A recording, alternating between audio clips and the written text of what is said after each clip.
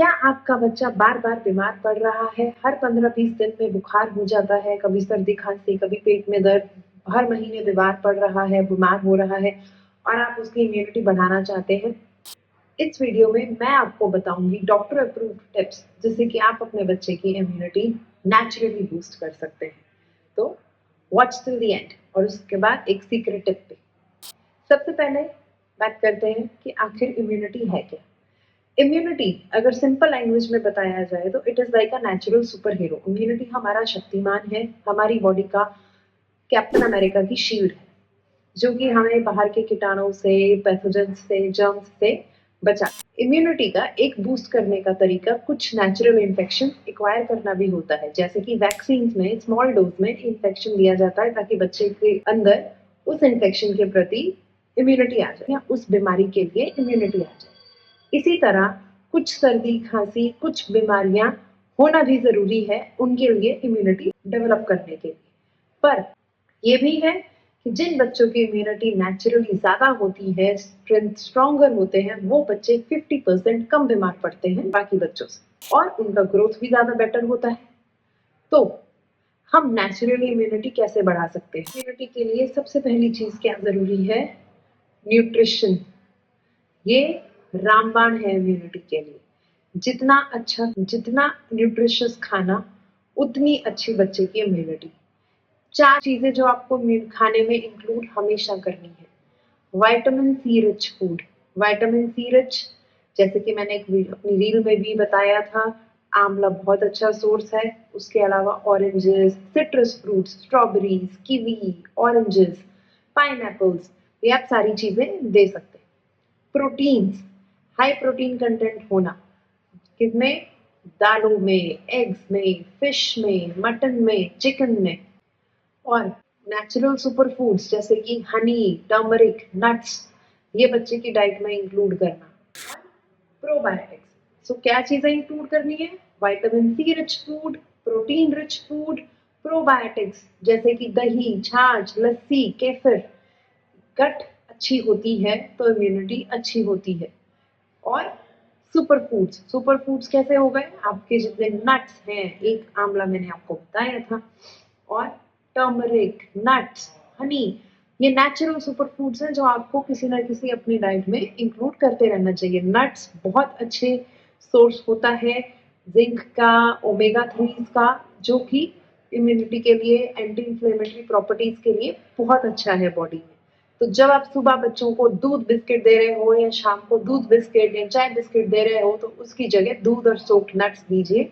आप अपने आप 1 महीने में देखेंगे कि आपके बच्चे की हेल्थ में, ग्रोथ में कितना चेंज आया। Number 2, physical activity. ये चीज बहुत ही अंडररेटेड है, पर जितनी अच्छी फिजिकल एक्टिविटी आपका बच्चा करता है, नेचुरल लाइट में जाता है, खेलता है, कम से कम 1 से 2 घंटे, बच्चे खुश रहते हैं। जिस तरह हम बोलते हैं कि एक्सरसाइज हमारे लिए अच्छी है, फिजिकल एक्टिविटी हमारे बच्चों के लिए उससे भी ज्यादा, कई गुना ज्यादा अच्छी है। I can not stress enough कि अपने बच्चों को, चाहे बोर्ड के एग्जाम्स थे, चाहे कोई भी बड़ा पेपर है, कॉम्पिटिशन की तैयारी करनी है, लेकिन फिजिकल एक्टिविटी हमेशा करते रहना चाहिए। Make sure they are playing, make sure they are happy. जितना खेलेंगे, फिजिकल एक्टिव रहेंगे, उतनी उनकी नेचुरली इम्यूनिटी बूस्ट रहेगी, नेचुरली उनका इम्यून सिस्टम हेल्दियर रहेगा। Number 3, sleep.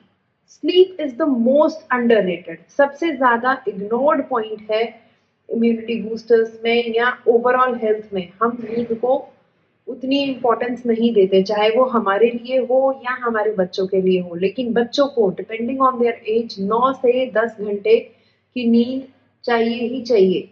ये जैसे जैसे बड़े होते जाते हैं, थोड़ा लेट सोते हैं, लेकिन उन्हें नींद चाहिए। मेक श्योर कि आपके बच्चे कम से कम 9 घंटे सो रहे हैं। अच्छी नींद के लिए बहुत जरूरी है कि बच्चे के लिए एक अच्छा बेड टाइम रूटीन हो, और वो जितने छोटे हैं तब से ही स्टार्ट करो तो उतना ही अच्छा।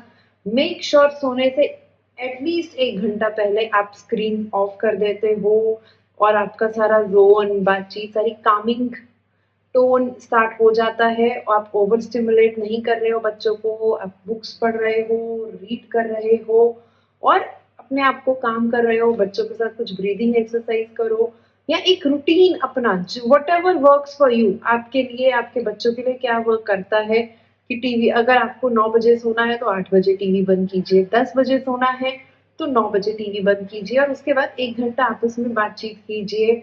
बड़े बच्चे हैं तो उनसे बातें कीजिए, छोटे हैं तो उनका एक बेड टाइम रूटीन रखिए, उन्हें स्टोरीज पढ़कर सुनाइए, लाइट्स डिम कर दीजिए ताकि ब्रेन थोड़ा कामिंग जोन में आना स्टार्ट हो जाए, ओवर स्टिमुलेट ना हो और अच्छी नींद बच्चा ले पाए। And last but not the least, hand hygiene. 50% of the infections can be prevented. 50% infection हम बचा सकते हैं होने से अगर हम प्रॉपर हैंड हाइजीन प्रैक्टिस करें।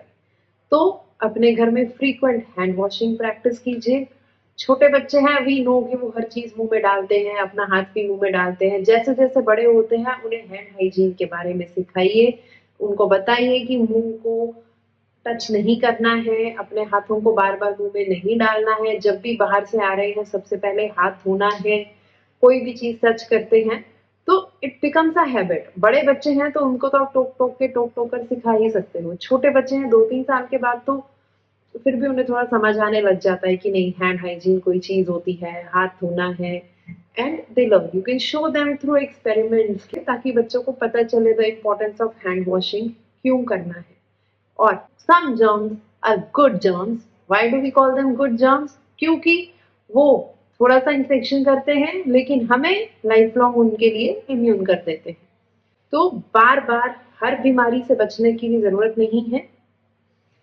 हम 50% ऑफ द इन्फेक्शन को प्रिवेंट कर सकते हैं unnecessary with hand hygiene, with proper nutrition. But some infection do happen, but with age उनके लिए भी इम्यूनिटी आ जाती है।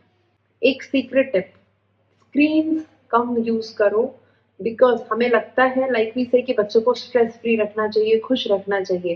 स्क्रीन कॉज स्क्रीन स्ट्रेस, वो भी एक तरीके का ओवर स्टिमुलेशन दे के बच्चों को स्ट्रेस ही दे रहे हैं और एक्सेस स्ट्रेस इम्यूनिटी को नीचे लेकर आता है। इसलिए स्क्रीन टाइम मिनिमम रखो ताकि बच्चों का स्क्रीन स्ट्रेस मिनिमम हो।